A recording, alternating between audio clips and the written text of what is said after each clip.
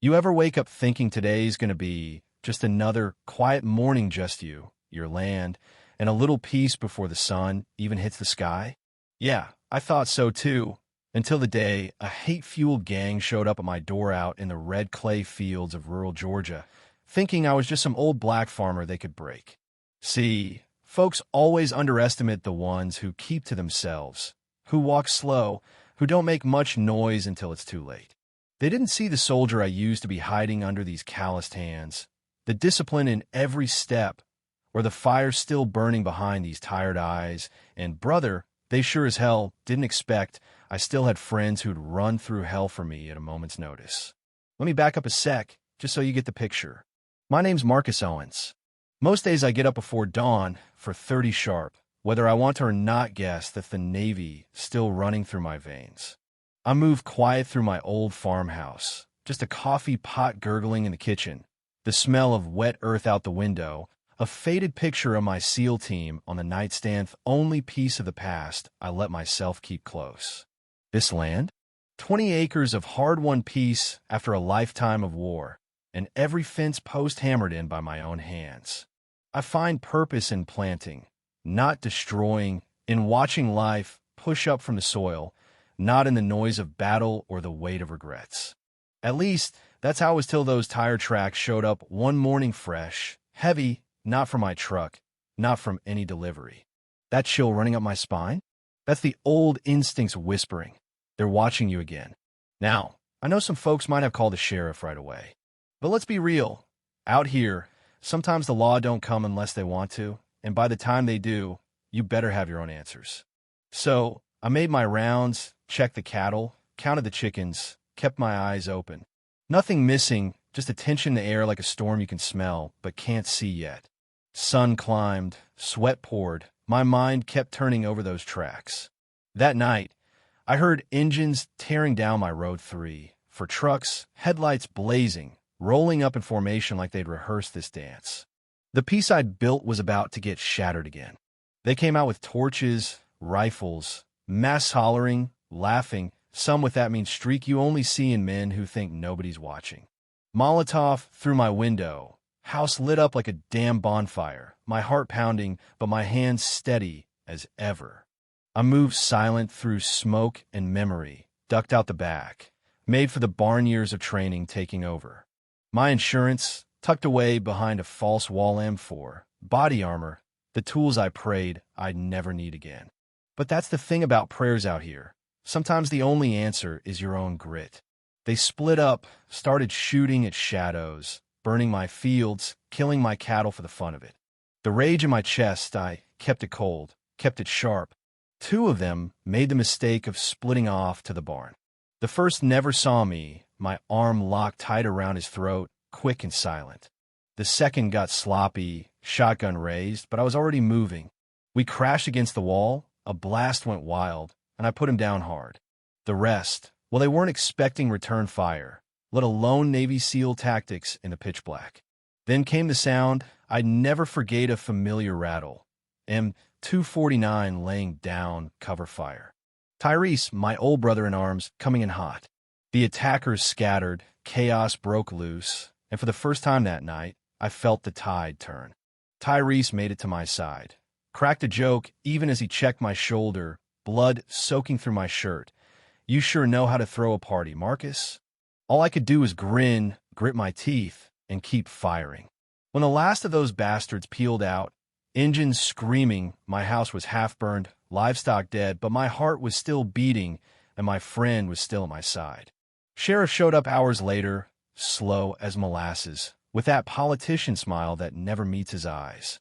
Looked around, saw the bodies, the burning, the slurs painted on my barn end, asked if maybe this was just a property dispute.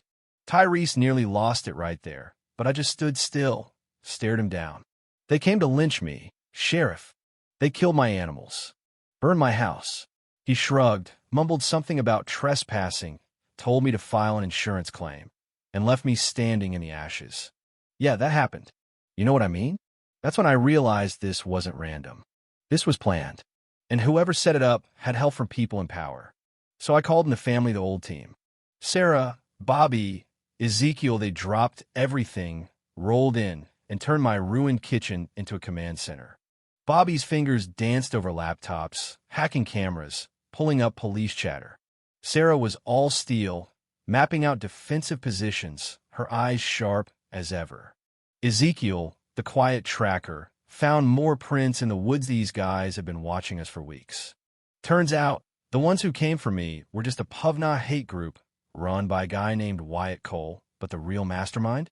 Alan Briggs, my old commander, the man I'd thought was dead after Columbia, the man I trusted more than anyone. He'd lost his family in a mission gone wrong, a mission he blamed me for. Now he was back, using hate and mercenaries, twisting the pain of old wounds into something monstrous, orchestrating attacks not just on me, but on every farm like mine for miles around. He was building an army in the shadows, using old SEAL tactics to fuel new nightmares. We tracked his people to an abandoned warehouse, moved in under cover of night.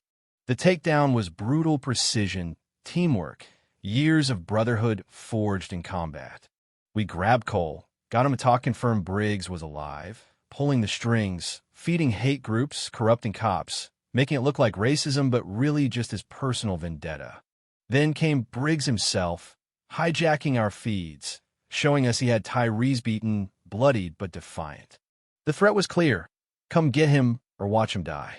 We hit their compound, hard gunfire, explosions, bodies dropping left and right. Rescued Tyrese by the skin of our teeth, but Briggs rigged my farm with explosives, burned every last piece of it to the ground while we watched helpless from the woods. Everything I'd built, gone in an hour. That's when the community stepped in, not just my old team, but neighbors I barely knew. Reverend Williams, James from the hardware store, Maria from the community center, they came with hands, tools, money, food. They apologized for staying quiet too long, promised to help rebuild not just my house, but the trust between us all. And as we rebuilt, as we planned for justice, I realized this was bigger than revenge. We started the Red Clay Initiative to help any veteran, any minority farmer who needed a hand. Built new barns, planted new fields, watched black and white, young and old, come together to make something stronger than hate. Briggs got what he deserved, brought down by the truth, arrested with all eyes watching, the sheriff and his cronies with him. And me? I finally saw that justice ain't just about payback, it's about changing the story for everyone who comes after you. So, I'll ask you, what do you do when the world comes for you? When everything you built turns to ash? Do you pick up a rifle and fight? Or do you let your community carry you? Rebuild something better out of what's left? That's the real question, isn't it? Drop your thoughts down below. Tell me what justice means to you. What you do for your family, your neighbors, your peace. I want to hear your story. Because out here, we only make it if we stand together. And maybe, just maybe, that's how we win. Xin chào các bạn, mình là Trinh, mình phụ trách viết content. Trên đây là những công việc của mình, là mình lên mạng xã hội tìm hiểu những video. Next one. Alright. Thank you, man. Hey, if you guys have any trouble, let somebody know. Please. After the tree to hold on to. Yeah. Yeah, Use the fence.